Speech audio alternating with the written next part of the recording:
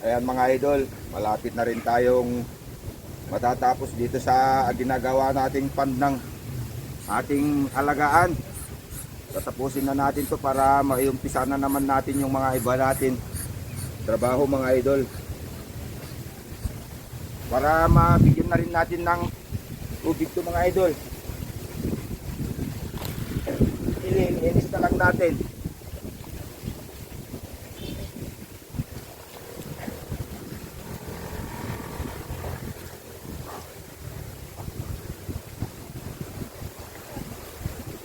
Ito mga idol, pag linagyan natin ng tubig at hanggang dito na, kakargahan na natin. Yan, para hindi yung paan nila hindi aabot dito sa lupa. Yan.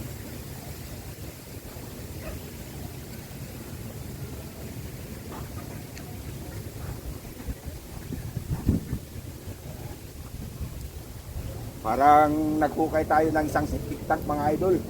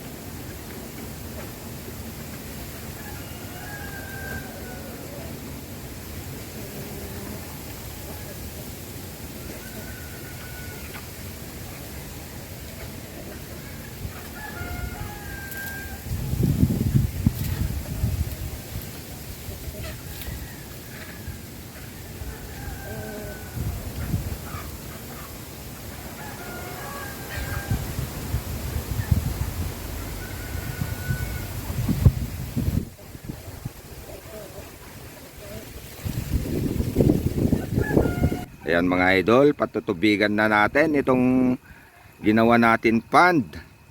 Yan o. Mga 5 oras din siguro nating kargahan to mga idol. At sabik na rin siguro tong mga alaga natin na maligo.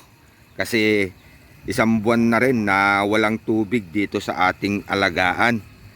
Ayan. Dahil nung tag-ulan, umaagos naman ang tubig dito. Ayan o. Pero pinaptigas muna natin tong lupa bago natin ito lininisan kasi medyo matagal din tayong hindi rinestor to itong pond ng ating alagaan kasi kakaunti naman yung alaga natin dati. Pwede naman natin lagyan ng inuman kaya ngayon medyo oras-oras na magkakarga ka pag dumami pa to muskubi.